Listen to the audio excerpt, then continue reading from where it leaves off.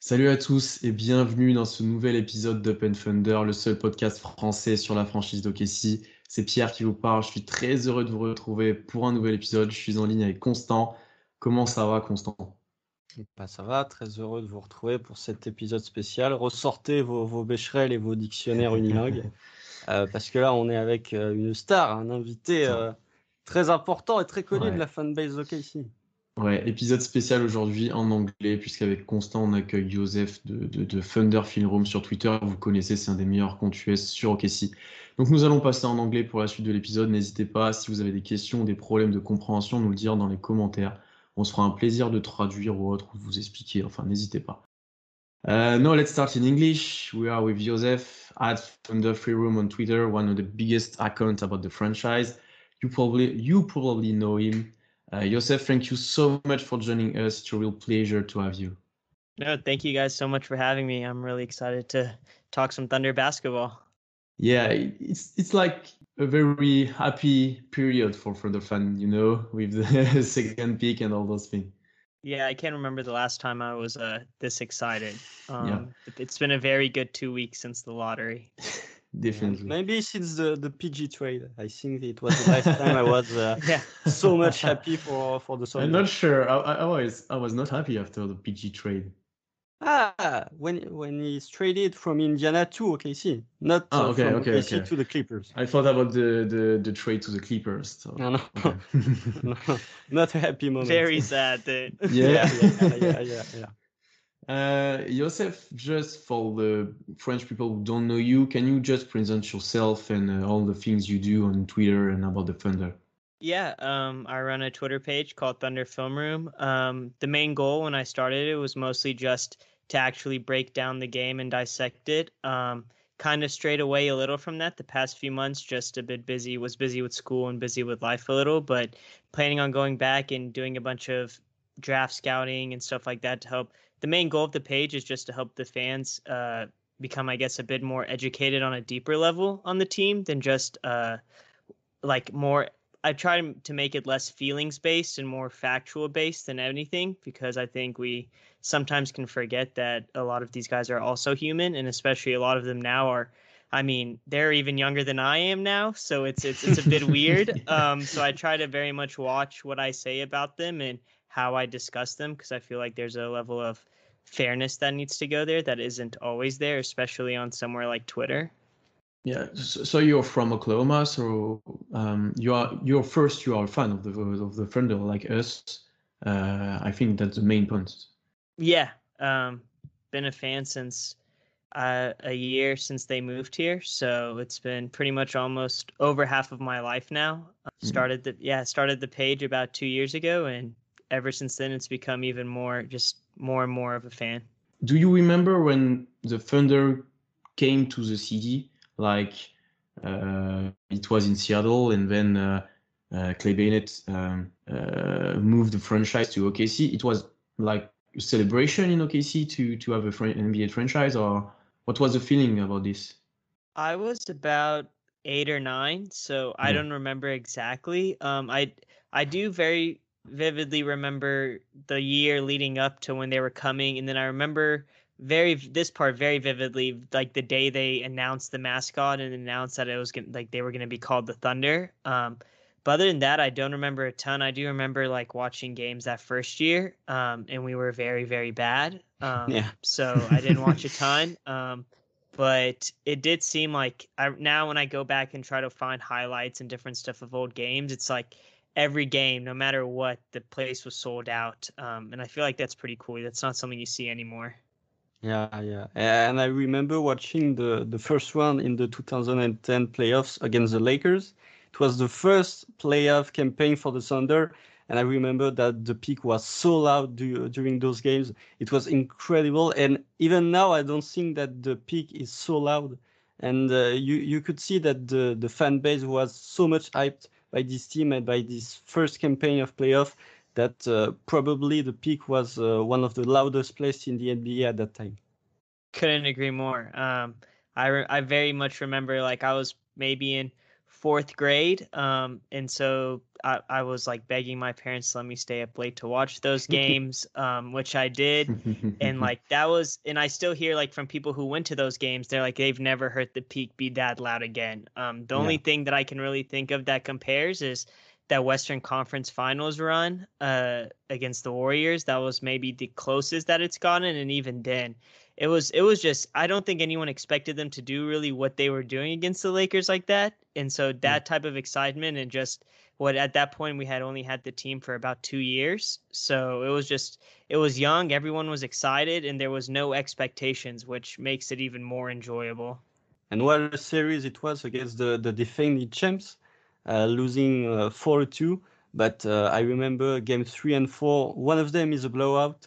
And it was totally unexpected, even from obviously the mainstream media, but even for the fan base of OKC. Nobody expected that the Thunder could really play a series against the defending champ and against Kobe, Shaq, and everybody else.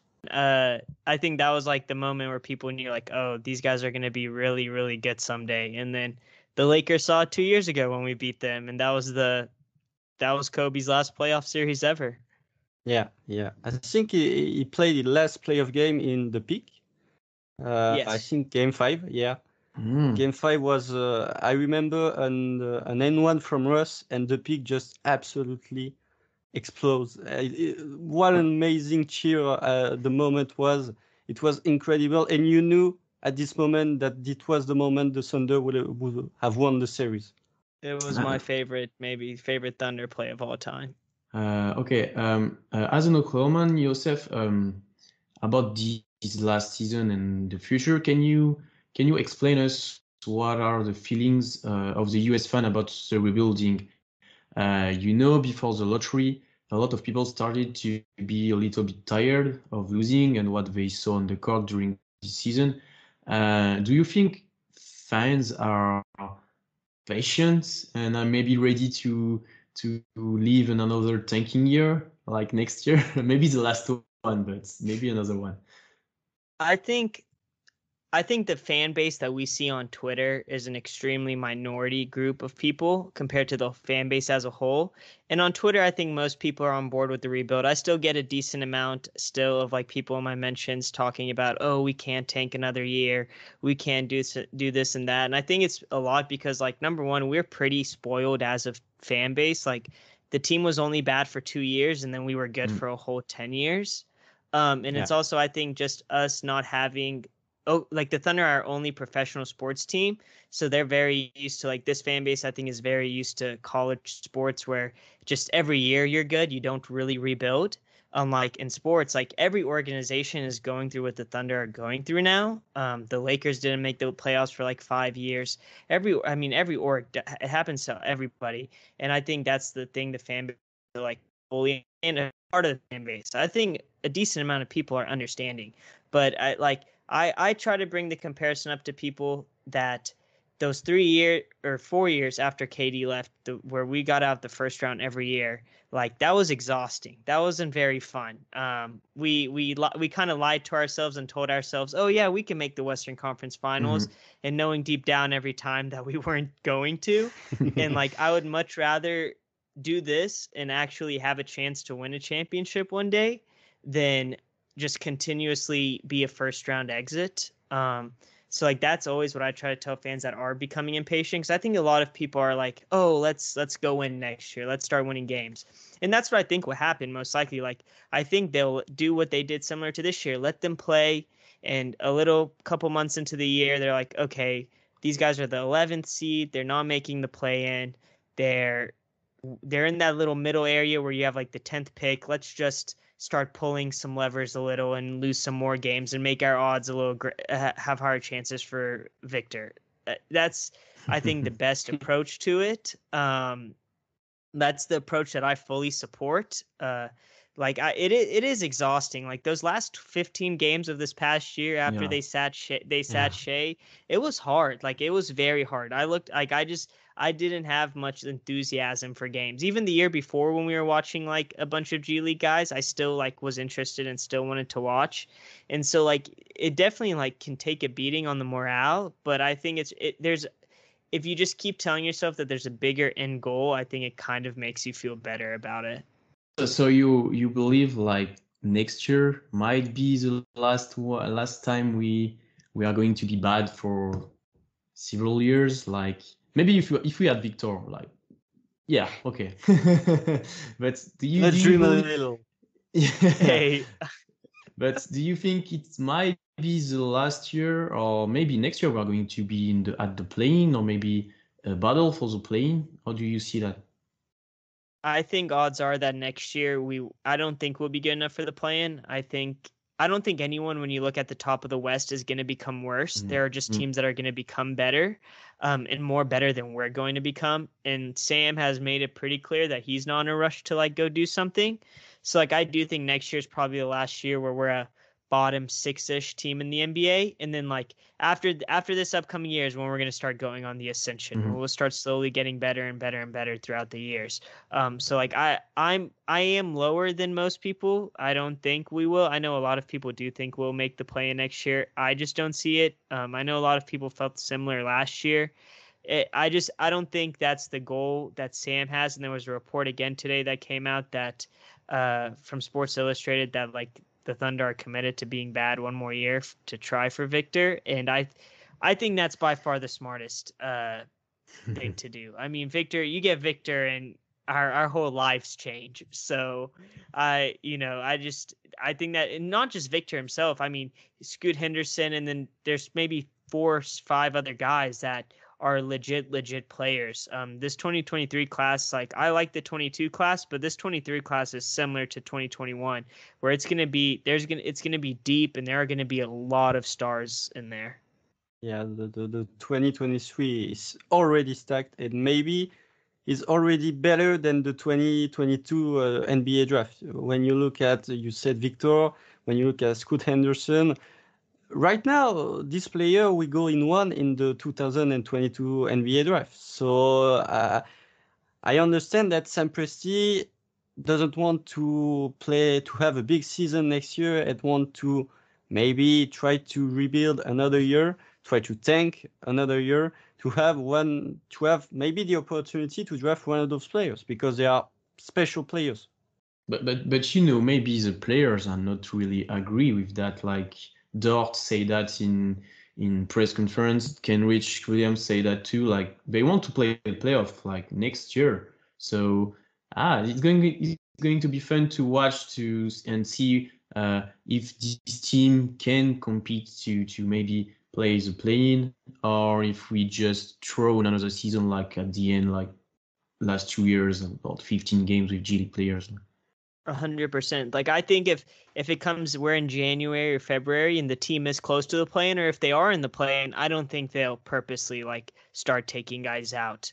But I think it'll be in that situation where, okay, we're at the 12th seed, we're not really going anywhere. Let's start pulling some levers. But I don't think like they'll purposely just start pulling guys and being like, no matter what. I do think like they'll let them go play, and then they'll see what they have on the court from there.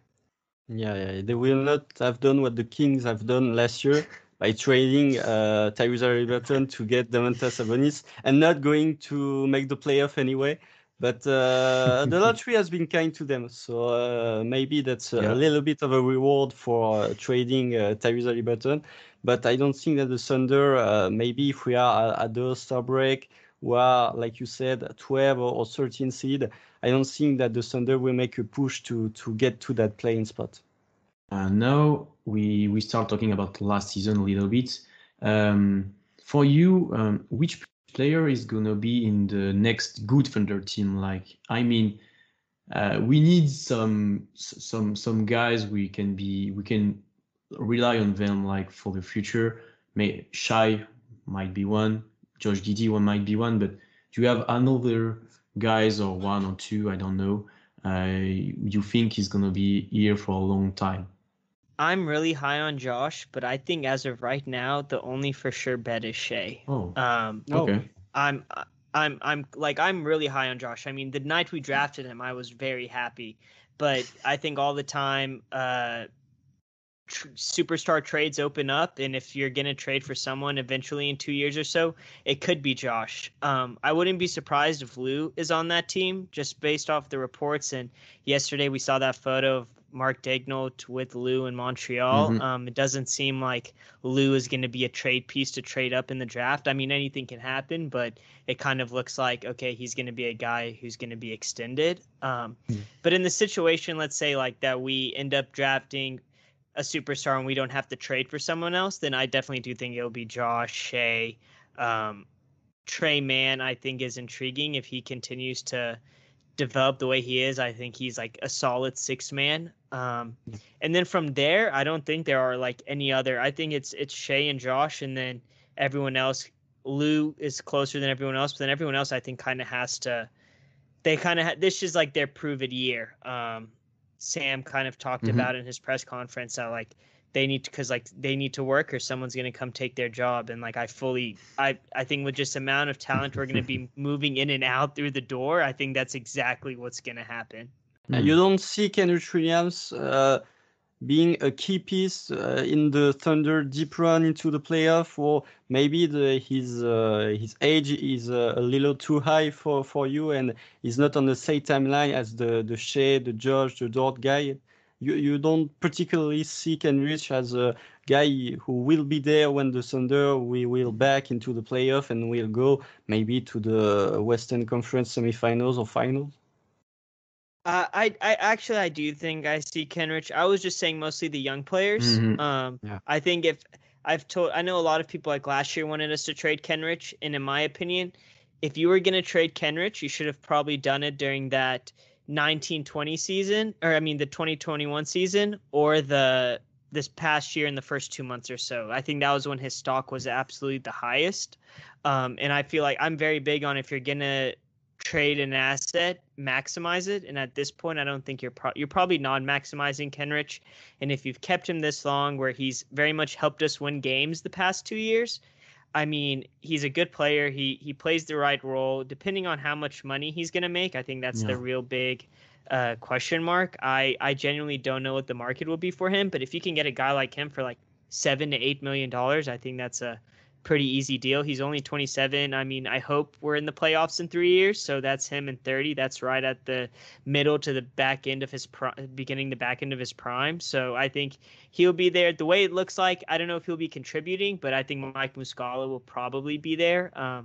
It's just starting to feel like Mike Muscala is very much for sure a Thunder like life at this point. The rest of his career might be here, because you definitely could have gotten very good decent second round picks for him probably the past few years. So if you still have him at this point, then it seems that he's probably there's a mutual respect there, mutual understanding between the two groups. Yeah, and like you said, Kenrich and Mike Muscala seems to be very big Thunder fan. They like the organization very much. They like Sam Presti very much, and it's pretty unusual to see a player in press conference saying, "I want to be a player of one team or another for all my career." And with Muscala and with Kenrich, we have two players who have already said, "I am happy with the Thunder. I want to stay here for the rest of my career."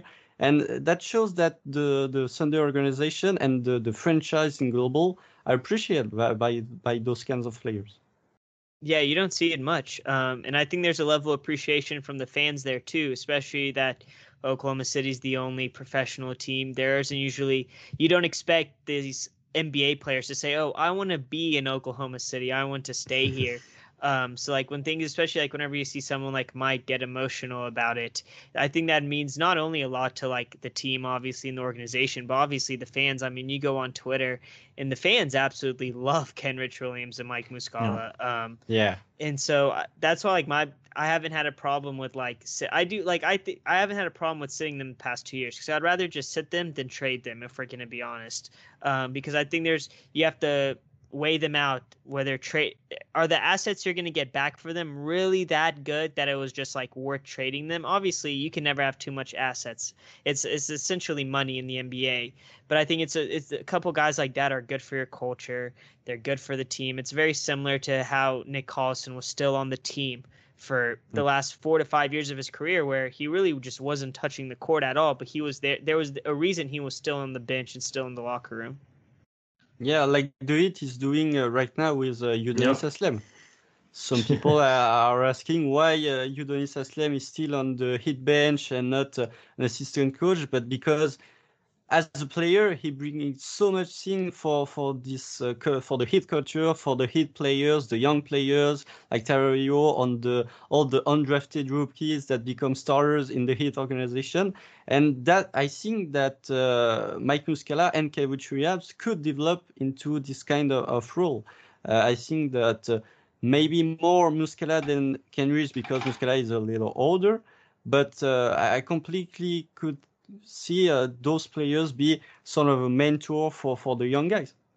And you know, there is a lot of people who are saying that OKC needs veterans to put on the roster to add this experience to be with the young guys, and they don't realize maybe that Kenrich and Mike can be those guys because of the way they worked, of the way they love the city and all those things. And I mean, they're probably very important. And but as you say, Kenrich, it might be all about money right now because he's gonna have an extension maybe this year or next year. So that's gonna be cool to see what OKC is going to planning to do with him, because you know he's not at the same age of the older guy, but he's very important. Like, and you can bet on him to play like 20 minutes in the playoff, I think. So it can be useful.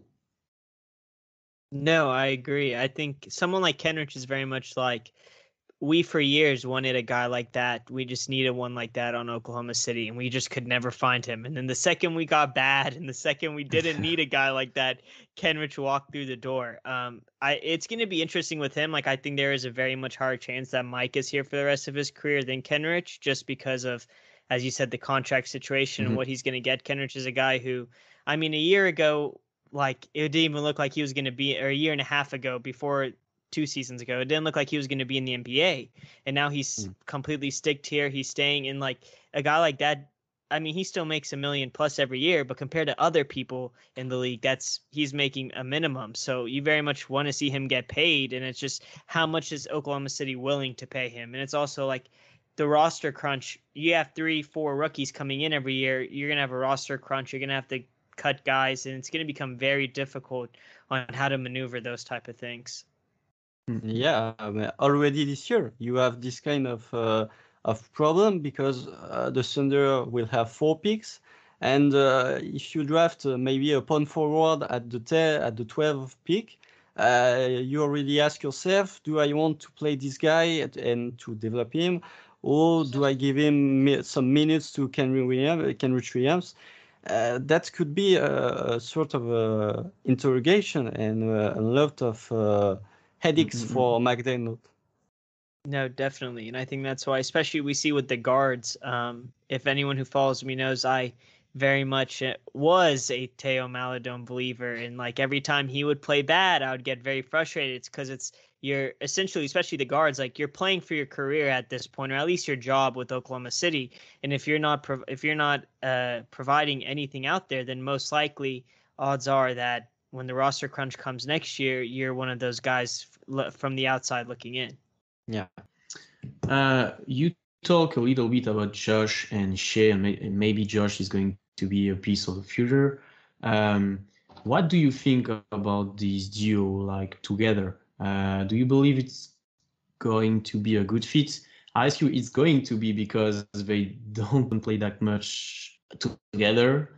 Like, it was 41 games, something like that, and maybe not a lot of minutes. So do you see in the future how can Shea and Giddy can work together, like on ball and off ball and all those things?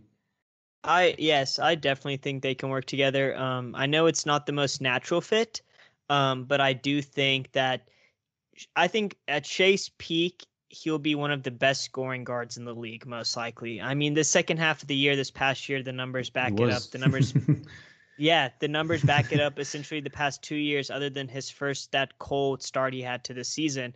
And I do think like Josh is going to be one of the best playmakers in the NBA. The biggest swing skill for those two to work together is Shea developing more of an off-ball game, which I do think part of that is on Mark, to get him more involved in off-ball actions, and not just rely on Shea to naturally cut to the basket or stuff like that. Because I don't know last year's number, but I know the year prior, Shea had only scored 1% of his baskets off cuts. So that's usually not going to be where he gets it from. But I do think he has the ability to be one of the best downhill scorers that we've seen in the last decade. And I think Josh is the perfect guy for him to essentially make life easier for him. I know Shea said that, playing off ball wasn't my plan B. And I think a lot of people, or plan A, I mean, everyone like ran with that. But I think this isn't a scenario where we're asking Shea to be a spot up shooter. They're very much going to share the ball handling duties. And I think essentially it'll make Shea's life easier. Shea was insanely efficient the second half of the season, but just imagine if Josh was on the court with him to make that life even more easier for him, help him get easier baskets. I went back a while back and looked at that one game against Phoenix where they said this is how they'll play the rest of the year before Josh got hurt. And a lot of Shea's baskets were Josh kicking it out to him and Shea attacking the closeout. Or Shea it was right off a pass and Shea just driving off Josh's pass. And stuff like that, and him not having to self-create helps his load, helps save some energy where he can hopefully start playing some defense on the other end, because he's so taxed on the offensive end that you're just hiding him in the corner pretty much.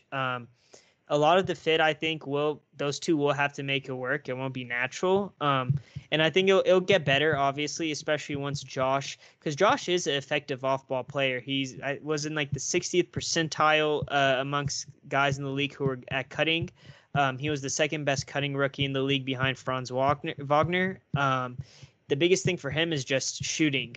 That's a huge swing skill for him because the shooting never develops. That's even less spacing with Shea, which obviously Shea has shown that he doesn't need the spacing, but especially in the playoffs where everything is a half-court game, that spacing is going to be super important. Yeah, and when you see that Shea is already an elite scorer with no spacing around him, you could just dream of what Shea is capable of doing with spacing. And exactly. I agree with you about the spacing, but I think that you could rely on Shea mid-range. We have seen in the second part of the season that Shea is getting more and more aggressive, more and more mid-range attempt. And I think that Josh Giddey was in the 80th percentile in the NBA in mid-range efficiency. So I think that maybe Josh Giddey will not develop an 35-36% three-point shoot, but if he's able to have an efficient mid-range and he can rely on it, I think that will solve not all the spacing issues, but that will solve maybe most part of it. No, I completely agree. I think, like as you said, odds are Josh doesn't turn into a league average shooter in his career. Odds are he's probably sub 30s. I think the biggest with him is having that in between game, but also just being able to hit a corner three. You see with a lot of weak 3-point shooters is if you can hit the corner three, that does so many things for your offense. And especially they like having him in the corners at times where they have him come off this dribble handoff followed by a screen and it gets Josh running downhill. Like that was one thing Mark was really good at, was just using different type of actions to create advantages for the guys, especially for someone like Josh who lacks the ability to create different advantages and self-create for himself. So like just the different handoffs followed by a screen gets the defender behind him. And that's whenever Josh was like at his best, where he was able to get the defender on his hip. And at that point, he had the big running, Shea's on the wing, Lou's on the wing. Situations like, just imagine instead of Darius Bazley on the wing, it's a 38% 3-point shooter. Like just different scenarios like that. And like it's shit under him. Right? No, exactly. Instead of having Derek Favors rolling to the basket, it's Chet or Victor or Jalen Duren. It's someone else. Like there's a lot of things that I think that are exciting. It's just a matter of being patient with it.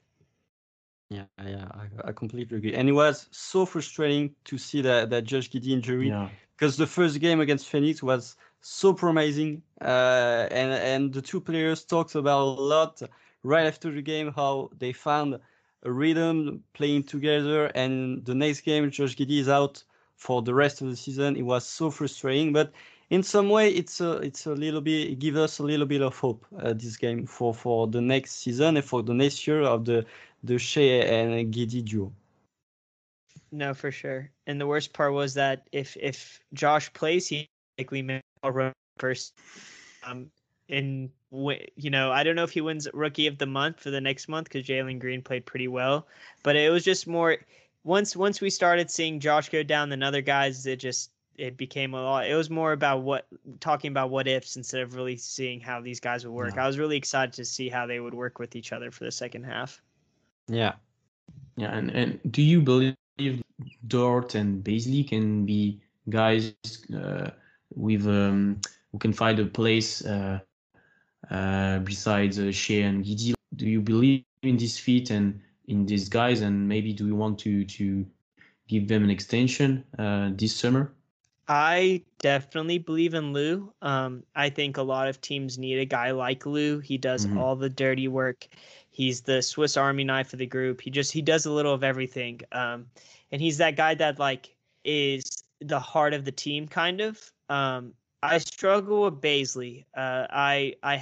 There was a time, I think the starting of the year, I just became the lowest I've ever been on Baze.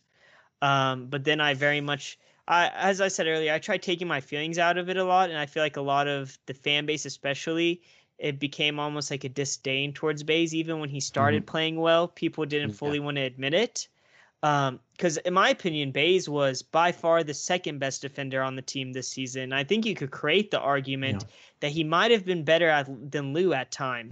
I think the biggest thing for Darius is just consistency and also not overthinking it. A lot of the times on offense, especially, you see him just overthinking it. And then that's whenever you see him do these 800 spins and just gets lost and throws the ball out of bounds. I don't know who would sign Darius Bazley when he enters free agency. So if you could get him on a $4 million a year contract, I would do it in a heartbeat. But it's difficult, especially with new forwards coming in. Most likely you're drafting Chet, and there's a possibility you draft another 4 wing. And so it's also for the coaching staff, it's okay, do we want to play Darius Bazley 30 minutes in the starting role, or are we going to play our rookie? That's the big thing. This past year was big for Bazley, but the way he played the second half of the year, I definitely do think there's a chance for him. I think it's lower than it is for Lou. But I don't think we see a Bazley extension until next summer. I would be surprised. But I do think there aren't many guys like Darius Bazley, 6'9", who have the biomechanics, the proprioception, the way his body moves for his height, the fluidity, it doesn't come around often. So I think a lot of people got so excited with Baze whenever he played so well in the bubble that we kind of created an unrealistic expectation for him. But I haven't fully given up on the Darius Bazley, a good role player in the NBA, a solid 8th or 9th man. But obviously he's not going to be the starting power forward of the future like many thought after the Orlando bubble. Yeah, I couldn't agree with you more. I think that one of the key points for the rest of the career of Bazley is finding his role, finding his place. I think that when you play him at the 4 spot, like a catch and shoot, spot up, 3-point shooter, I don't think that's the way you need to play Darius Bazley. I think that for him, the future is at the 5 spot and be like it was at the second part of the season. He was a shot blocker. He was a great defender, could defend multiple positions.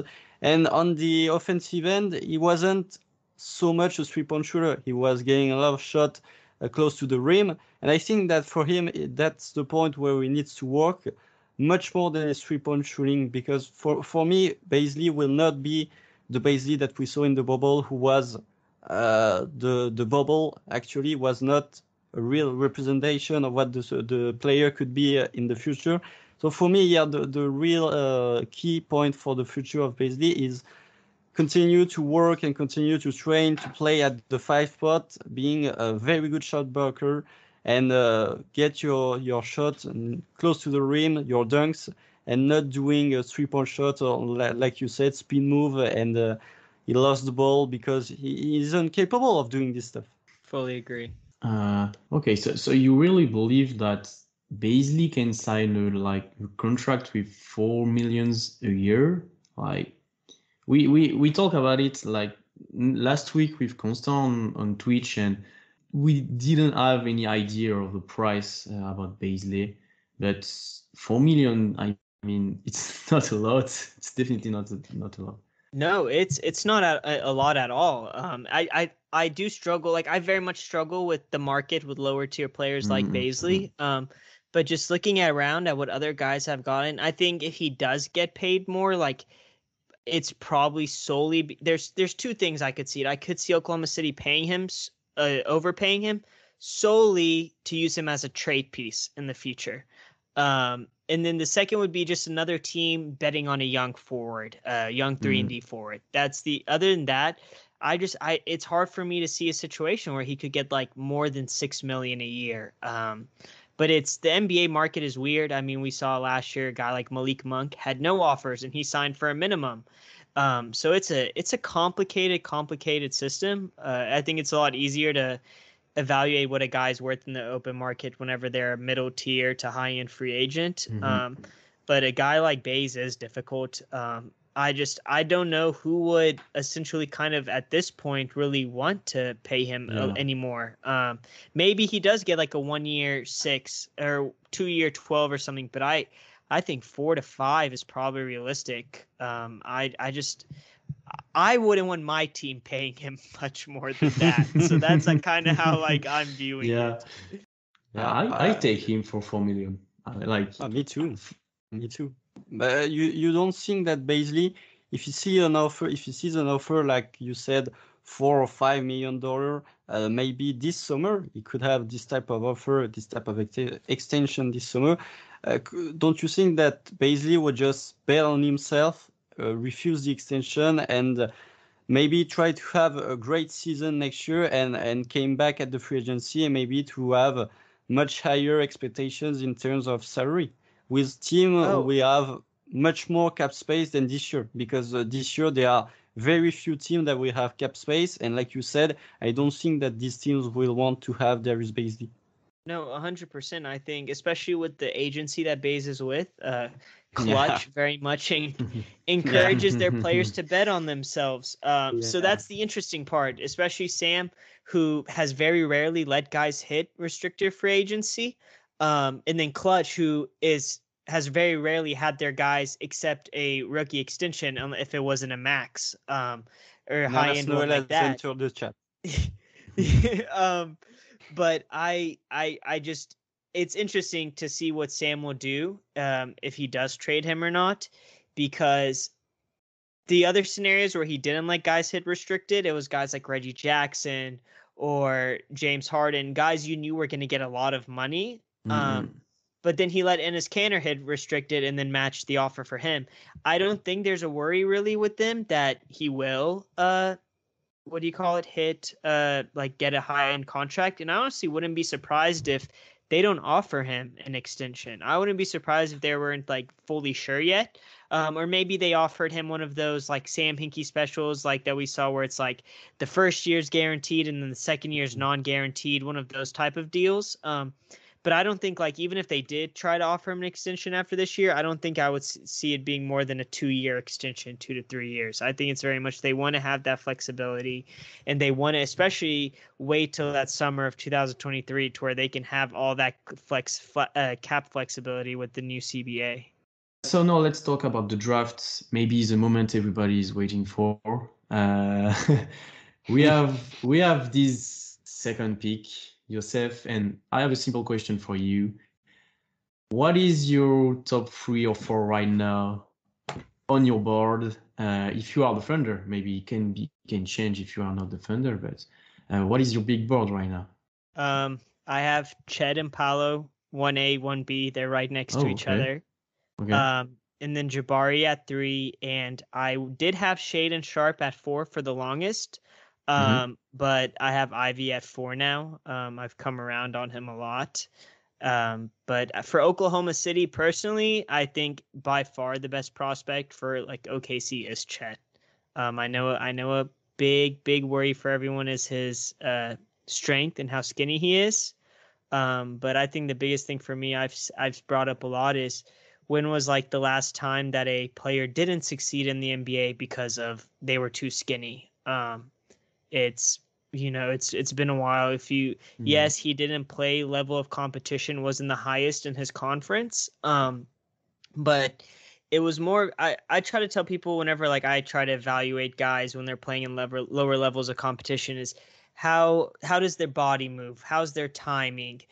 Stuff like that. I don't try to pay a ton of attention to the numbers. And I think Chet essentially almost checks every box off. I think he could have a very similar developmental path to Evan Mobley. I do think Mobley is better and was a better prospect, and obviously he's much stronger. But in terms of the way they move, the way you can use them, and just the way they can stretch the floor while also having a huge defensive impact, I think is like very similar. And we know the reports have shown that OKC was in love with Mobley last year. Yeah, as we had expected. I think that when we saw the kind of player Evan Mobley was before the draft, every Thunder fan knew that Sam Presti would have fallen in love with this kind of player. The rumors have said, maybe it's true, maybe it's false, but Evan Mobley could have been taken at the 1 spot if the Thunder would have the first pick in the 2021 NBA draft. That shows that Evan Mobley was very, very loved by the Thunder organization. And you talked about Chet Holmgren physicality, lack of strength. I think that the players Chet knows it, and he adapt his style of play, the way he play, defense, offense. He knows that he can rely on his strengths like Jaren Duran could do. And that shows that he's already a smart player. And the defensive IQ of Chet is absolutely amazing. The way he do the closeout, the way he do the switch. And I think that should quiet all the doubters about Chet, because just the IQ, defensive IQ shows you that he's a very unique player, and it's totally a player that you want to draft at the second pick. Yeah, and one big thing about Chet is like he's skinny, but he's not scared about the contact and all the big guys. Like he want to fight, he want to keep his position under the rim and all those things. And I'm not sure a guy like this there is not a big risk of injuries, because he really like to fight and to be in contact with all the guys, so he's not scared. And when you're scared, sometimes you become more injured because of this. And I want him to keep this aspect of his game, to fight and to do that in the NBA against the best guy on the planet. I couldn't agree more. I think he's very good at absorbing contact. If you go look at the game of Jalen, when we played against Jalen Duren, a lot of Duren's putting his body into him, and his lower body is very good at absorbing it. He does need to improve his upper body whenever he's absorbing that type of contact. But his balance, he's able to stay balanced. That's how a lot of his blocks came from, just being so balanced in midair and being able to adjust. And as you said, Constant, his defensive IQ, I mean, it's amazing the way he can, as a weak side rim protector, come over. And I think a lot of people, the blocks are really cool. Like, it's cool to see those blocks. But I tell a lot of people, like, the main job as a rim protector to me isn't really to just get the blocks, but it's just to deter people from the rim. And I think that's what, especially whenever you see him come off the court, you see how much more the opposing team takes the ball to the rim. He's probably one of the best drop coverage defending bigs we've seen in maybe the last decade. It's the way he's able to use his length, the way he's able to manipulate the offensive player into thinking they have space to shoot it. He's a smart player. I think a lot of the discourse and narrative around him is a bit unfair on Twitter, and I understand it. That's Twitter, and it's just how it is. But like, if getting him to me was a dream scenario. I never thought there was a possibility that he could fall to 2. And now the fact that like it's looking like it may happen is just, I mean, it's amazing. I can't, every time I think about it, I start smiling. Do you really believe it's going to happen? Like Orlando take Jabari at first? I don't know. One day I'm like, oh, it's going to happen. Next day I'm just like, this is all too good to be true. There's just no way, right? Like, no way at all. But it's interesting because I think if Oklahoma City really does want him that bad, you could obviously trade up, but obviously Orlando's gonna make you pay a premium. I think the interesting part to me is whenever we see like these reports leak out, I try to think like what does it benefit that team? And I find it interesting that like if these Jabari reports are true, what does it benefit Orlando? Because there's been no reports from Oklahoma City that they're interested in Jabari. There's been no reports from Houston that they're interested in Jabari. Because you would like to think that if they're going to report something, it's like, okay, we know we want Chet, but we're going to report that we want Jabari because we know Houston wants him. So then we can try to get Houston to trade up, give us assets, and we can maybe still get whoever we want. So I think that's the really interesting part of all this is like, what is it benefiting them? Today a report was that like Chet seems like the guy that would be very happy in Oklahoma City. And that report seemed very much like it was from Chet's camp. And I do think Chet probably prefers to be here. That could just be the fan in me talking. But if I was a prospect and I wasn't a fan of anyone, I'd probably choose Oklahoma City over Orlando, just the way the organizations are ran. So I think that's the interesting part. I don't know if I fully believe it still. I would have to, for me to totally believe it, I would need to see the tweet from Shams or from Woj 5 minutes before the draft saying Orlando's taking Jabari. Till then, I'm trying to protect my heart a little because I very much am like, but I still think I'll be very heartbroken if we do not get him. Yeah, it's not official until it's official. Exactly. And so you have like Paulo at 1B on your board. I'm a little bit surprised about it because we are not huge fan of Paulo, especially for the Thunder. And I think French fans are not too because of his profile. 50-50. Yeah. In France, you really like Paulo, or you really dislike him? Maybe the way he speaks about Seattle, the Sonics, and the Thunder. Yeah. Maybe it helps a little to have a little hate on him. Like we have guys in your mention like, oh, we don't want him because he told I don't like OKC, and it's like he posted Dame is better than Russ 4 years ago, but we don't want him. So So how do you see Paulo fit in OKC? How do you think he's gonna be good, or do you have any doubt about it? See, I do think like in terms of fit, Paulo fits here the worst probably. But I think he very much fits the profile of what Oklahoma City wants to do. A guy who can put the ball on the ground, he can dribble, he can.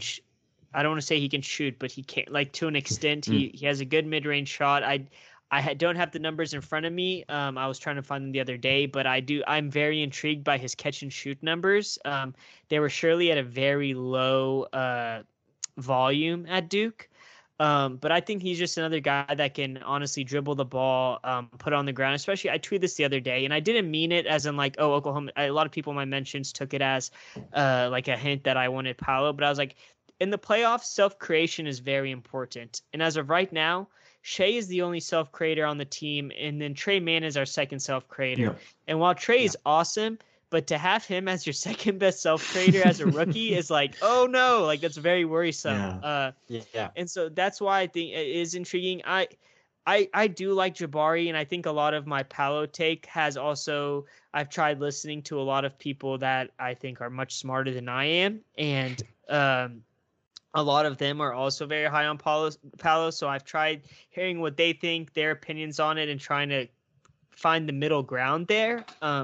I think the biggest worry about Jabari, and the reason why I'm higher on Paulo than him, is the fact that Paulo can self-create while Jabari can't. I do think the lack of the defensive criticisms on Paolo, I think, are a bit worse than they actually are. I don't think his defense is that bad. I don't think he'll ever be like. I think Jabari could be one of the best defensive wings in the league. I don't see that happening fully for Paolo, but I think Paolo's offensive upside is super intriguing.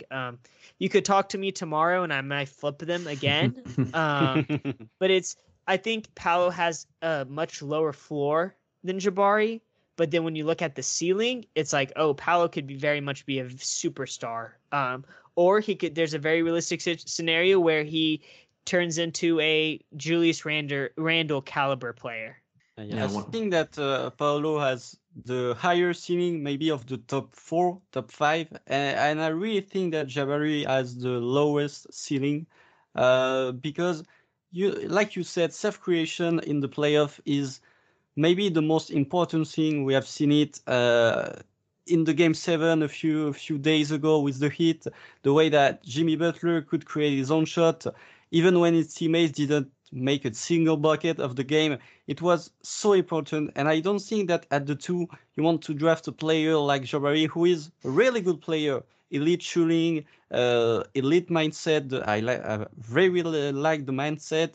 The defensive upside is pretty good too, but I don't think that at the 2 you want to draft that player who could be at best an all-star occasionally. And I think that Chet and Paolo and maybe Sharp, because I'm a big fan of Sharp, could be the superstar player, could have the superstar potential that Jabari didn't have. Yeah, I can see why people see Jabari like as a ultimate role player, like with an amazing defensive impact, and maybe he's going to be one of the best shooter of the draft. I think he's already is, and he's gonna shoot very well. That's also why I like him, because we need shooting. Like for me it's a huge things too. I really like Chet can help all the OKC defense and can be a threat behind the arc and all those things. But Jabari and his shoots can really help the offense of OKC. Like, yeah, we need self-creation too, but the shooting right now for OKC is like, for me, the primary thing you need. We cannot hit a 3-point last year. It was terrible sometimes to just see these teams miss open shot and all those things. So I'm with you guys on the superstar potential of Paolo, but it's hard to choose between those two, because they bring different things to the field, and the energy of Jabari also on defense really amazed me. So I don't know right now which one I will take. So no, I agree. I think when I see Jabari, I think I very much admire the way Phoenix had built their wings with Cameron Johnson, Mikal Bridges, these very long, lanky defenders. It's like, in terms of roster building, it's something I very much admire. So like when I saw Jabari, I was like, wow, Jabari at the 4, and then another lanky defender at the 3, and like that's suffocating teams. And as you said, he's the best. I think he's the best shooter in the draft. I rewatched his tape the other day, and I mean, he's 5 feet behind the 3-point line, and it looks so pretty. I think a guy like him, he is like, while he does lack the self-creation, I do think his height helps him to where he can shoot over smaller defenders. And when a defender is just as tall as him, he is able to slightly create those different type of angles to get the ball off and get in the basket. So I think that's, as you said, the shooting is very much like, it's intriguing, and he's going to be one of probably the best release valve guys in the NBA. Like I love Josh, but say if we had Kate Cunningham instead of Josh, Jabari would 100% be in front of Paolo for me. I think it gets difficult whenever you see, okay, so you're most likely Josh is never going to be a above average self creator. Most likely if you draft Jabari, your 3 will surely have to be someone who can put the ball on the ground. And hey, that could be Victor next year. Okay, the way Victor moves, he can play the wing. But it is like, I wouldn't be upset if we drafted Jabari. I tell people all the time who, like, especially there's a Thunder group chat, and they're like, oh, if we get Jabari, I'll be upset. I'm like, we could be talking about drafting Keegan Murray instead. but instead we're talking about one of these three guys. Yeah. I would Yeah. take that any day of the week. And Jabari's still extremely young, extremely young. Dribbling is very hard to a skill set to acquire. So like obviously I don't think he'll ever reach the level Paolo's at or any of these other guys. But like I do think like if we get Jabari, like the offense will be very better next year. Will be better next year. The kickouts to him would be very fun. So it's an interesting thing, and obviously it does seem like Paolo is the third guy whenever we get all these national reports and all these mocks. I haven't hasn't been one mock or anything that has Paolo going top 2 right now, it looks like. And I think that is interesting. Like what do NBA teams and what do reporters and all these people know that like we don't, that like Paolo, because if you look at how draft Twitter talks about Paolo compared to the national writers and teams, it's a very different tone between the two. Yeah. Maybe they have reports that we don't have. Maybe I don't know. The draft period is very a strange period because you don't know if the reports of true or some team are playing mind games. Last year we have the book night reports that the Thunder have a diner with him, and finally, indeed, book night was drafted at 11, I think. So nobody ever talked about Josh Giddey drafted by the Thunder being a possibility. We only learned after the draft that the Warriors were very high on Giddey. So it's for us who are covering the Thunder, it's very strange to cover this period because you don't know. Maybe you have hopes someday that Chet will fall at the 2. But the other day you saw that Chet is first in the mock of Givoni or Wasserman or Kevin O'Connor. So the draft season is very a time of uncertainty and unknowing things and smoke screen. Yeah, and a lot of insiders just put idea in your head like, oh, Paolo is going to be the 3 and Jabari is the 1 and all those things, and the GM of all the franchise have different idea of it. Like they are scouting the players since a long time, and so it's always different. Like about Sheldon Sharp, it's the biggest thing about him is that because when all the insiders said, okay, he's maybe the best player in the draft in 3 years, and then all the people say, okay, we have to take him in the top 3, but all the GM know him for a long time right now, so it's hard to have an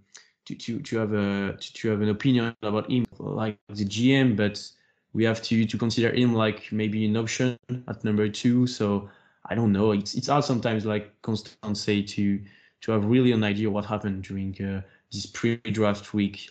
No, for sure. I try to just stay away from what like a lot of the reports say, just because I feel like more often than not they are smoke screens, like very much like the Jaden Ivey stuff that's been coming out with Oklahoma City yesterday. It's just like we didn't hear a thing all year about Oklahoma City like Jaden Ivey, and then all of a sudden, in like a week, everyone's like Oklahoma City's very clearly leaking that.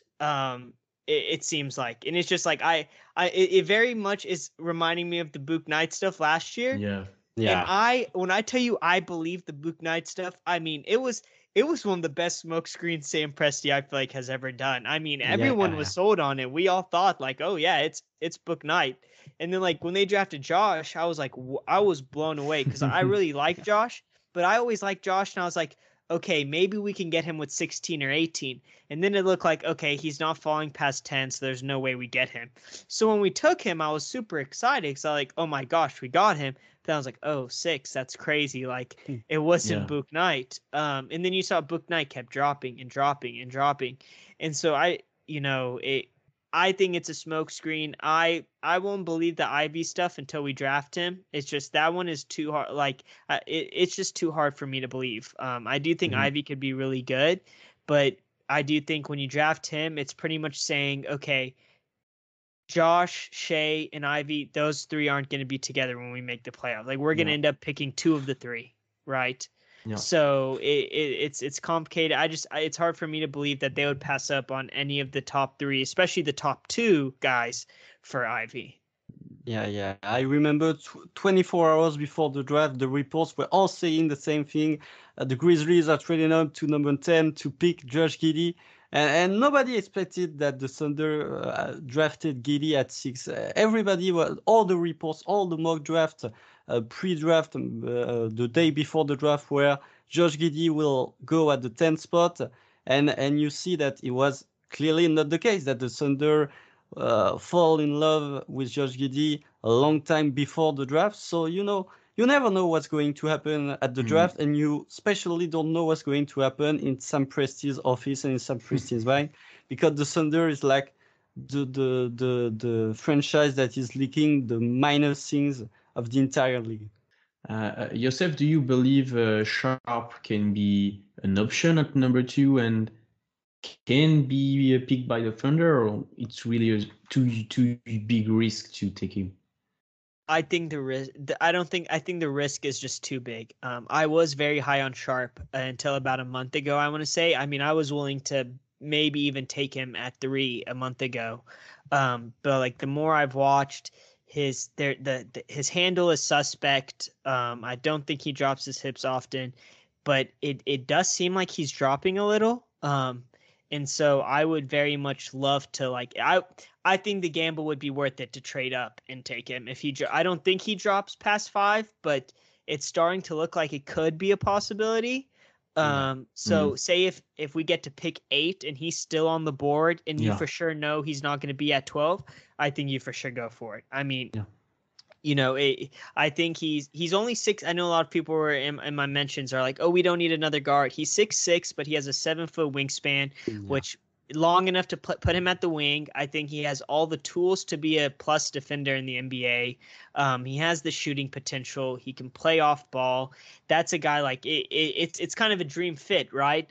He probably can develop just enough self-creation to where he can create for himself if need be, but you have he's very much a guy who you can come off screens. You have Josh and Shea setting him up. But it seemed at first that him not playing at all was helping him completely. And then whenever he didn't play at the combine, which I thought at the time was a smart choice, because if you go play at the combine and you do terrible, then you're probably just skyrocketing down. And so not playing at the combine seems that people think he's trying to hide. It looks like scouts have came out with reports, that are like, you can't hide forever. So it seems like he's slightly taken a hit to his draft stock. But I still think like there's some guys just have like that it factor. I think he does have that. It's just about what his developmental track will look like. And he hasn't played basketball in a year. So I know a lot of people don't think like those type of things matter when you're that good, but I do think it plays a role in terms of like your psychology and your feel for the game. Just being away from it for that long, the lack of decision making at times. You kind of see it with Darius Baisley. He didn't go to college. He didn't play overseas. He did the internship, and then so sometimes you see his IQ / like feel is kind of lacking compared to everyone else on the court. Okay, now just before the end of this episode, we can also talk about the 12th pick. Who is for you the guy who you want on with this pick, and maybe you want to trade up to the 8 and send something to have a better guy. But who do you want the Thunder to target with this pick? I have a few. Dyson Daniels is at the top. I think. Yeah. I believe in his shooting potential very much. I do think I think he'll be eventually will be a decent shooter in the NBA. But mostly, I think he's the best defensive wing in the class. I think he's going to be an amazing defender. He's a good playmaker, good passer. His handle does need to improve a bit. He kind of has the slight problem that Josh has, where his lower body is so stiff that his hip flexibility, he doesn't drop his hips much when he dribbles, which lacks burst. Kind of hurts your handle at the same time because you're dribbling so high. But I believe in the shot. I don't think he'll be there at 12. He's very much skyrocket up boards. I don't think he drops. I think he goes to the Pelicans at 8 most likely, maybe at 7 to Portland. I like Tari Eason. I think he's a good defensive player. But this guy's a gamble. But I really like Usman Dieng. I think he's the first half of the season was bad. I'm a pretty big like NBL fan, so I watched a majority of his games, and it was the first half. It was like, he might need to like go back another year, or maybe try to go the G League route or something, maybe another club overseas. But he very much came together that second half of the year. I do think he needs to work on his on-ball defense, but as an off-ball defender, I think he's good. He's 6'10". The body is so fluid. He does lack strength, which you can see he has a low finishing percentage at the rim. He's kind of scared of contact, but he has a serviceable handle. I think he has the shooting potential. He's a guy that you pick because you know you're going to be bad next year and you still want to be bad. So it's like, okay, if this doesn't fully work out, it is what it is. But like, I'm very high on him. I like Sohan. His 3-point. I don't think he'll ever develop a 3-point shot, so that's probably like my biggest knock against him. But like those 4 to 5 guys, I don't think AJ Griffin drops, but it seems like there's a slight chance. I'm bipolar on AJ. His shooting is magnificent. Oh my goodness, it was one of the best shooting seasons in college basketball like history. But I do worry about his defense. I know his defense is very bipolar amongst people. You talk to some people and they think he's going to be a plus defender, and then you talk to other people and they're like, oh my goodness, he's really bad. I do think his self-creation is a bit better than we saw at Duke, but it's just one of those things where like if he drops at 12, the value of getting him at 12 is awesome. Like that's a good value pick, even if it doesn't work out. But like trading up for him is like that's I would be very scared kind of. You like 2 guys that we don't really like. We're not very big fan of Daniels and Jiang. Because like you said, we have some kind of issues with the shooting. But personally, I don't think that Daniel will improve into a great shooter. Even though the defensive upside is very great, I think that I don't want this kind of players in the Thunder. I think that a player like Sohan, like you said, I believe personally like Sohan will develop a solid 3-point shoot. Because what I saw in catch and shoot was pretty great. I think he's a 44% 3-point shooter in catch and shoot. So even though the free throw percentage is very bad, I think that he will develop into this kind of 3-and-D player. But I think that personally, I have a very big fan of AJ Griffin. I think that in my mock, I have him at the 5 or 6 spot because at this range, I think that he's the player with most superstar seeing of them all. Even though the ball handling isn't that good, there is a lot of issues with his defense. He's just a team player. He have a great spirit, great mindset. I think that maybe his major issue is his strength, his physicality. He has some major concerning injuries like 2 years ago. But besides that, for me, if the medical file is good, if there is no red flag with his knee, I think he's really the player that you must target at this spot. For me, a base case scenario is like Duran, Griffin, or maybe if it's Christmas, like Mathurin is here. But I'm not sure it's going to happen. Like Constant, I'm not sure Dieng. A lot of insider put Dieng in OKC with the 12, another French guy, but I'm not sure we want this type of player right now in OKC. It's like it looks like another bet like Poku or those guys, and yeah, I'm not sure it's the time to try it. And we have this doubt about his shooting form and all those things. So I'm not sure he's a guy. Tyree Eason right now, I like him much more. Yeah, I can see why we take him at 12. But maybe I'm going with Branham. I will like him because I really love all his offensive skills.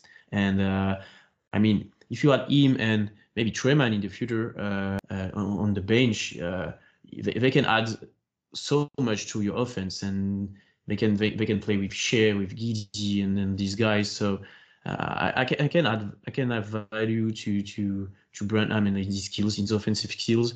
And I mean, I think he can play the 3 for the Thunder with Giddy and Shea, and it can be interesting because he's not that small. Yeah, maybe I'm going for Branham if all the other guys are not here.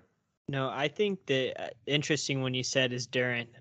Yeah. That a lot of people are talking about, like if they take Chet, should you still take Duren? Yeah. I think so. I do think, yes, you may lack some spacing, but I do believe in Chet's long-term shooting.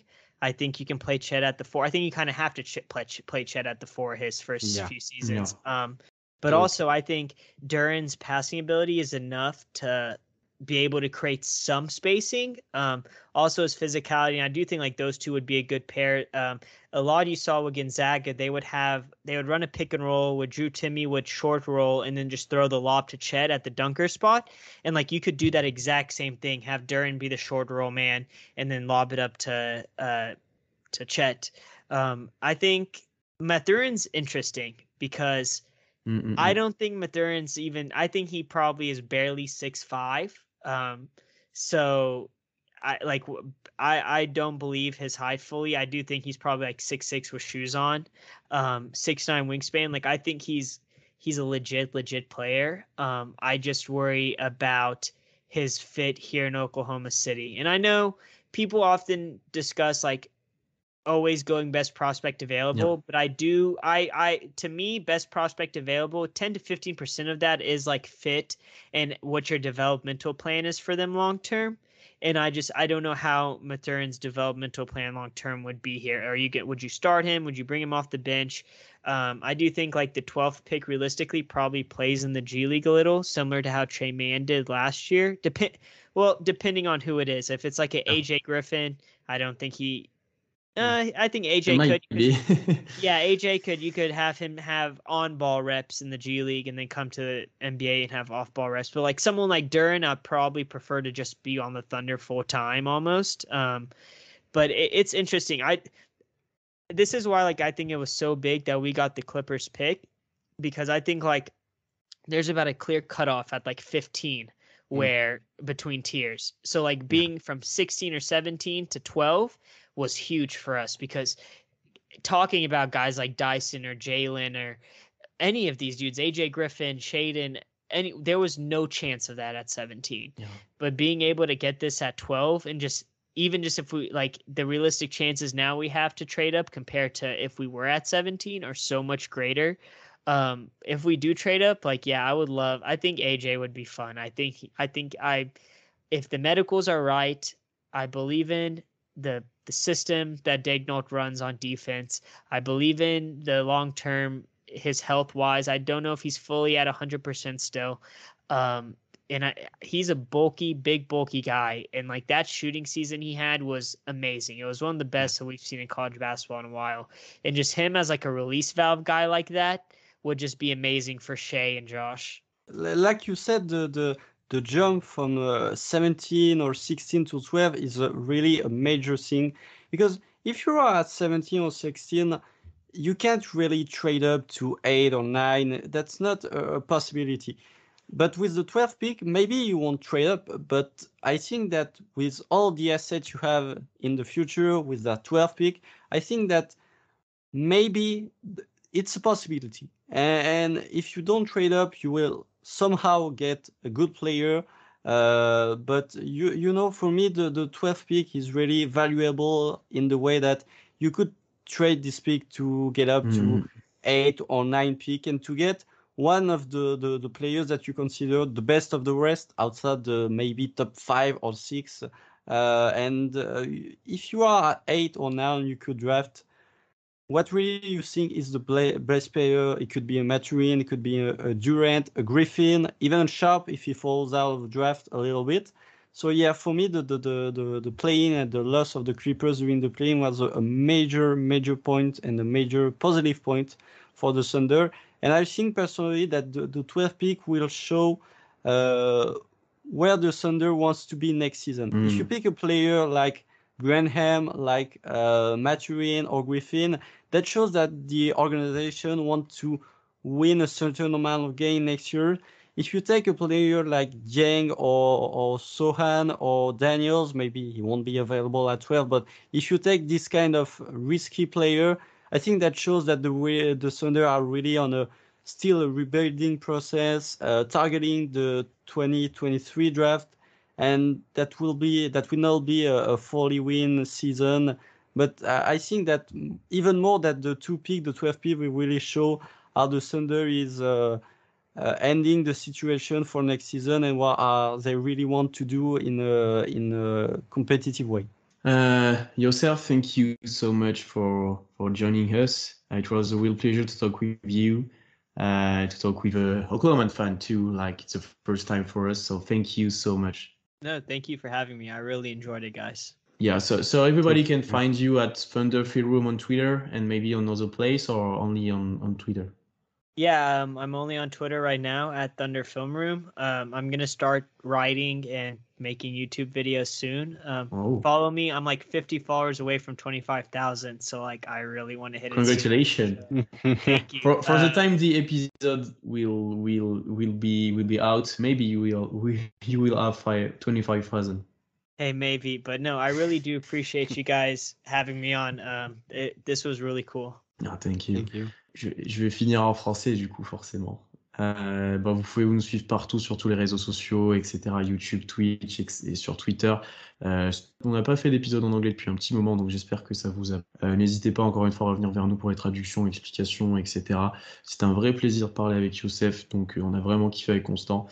Donc on se retrouve très vite, on se retrouve dès le week-end pour un live, donc suivez-nous de près, ça arrive, la draft arrive bientôt, donc on va se concentrer dessus.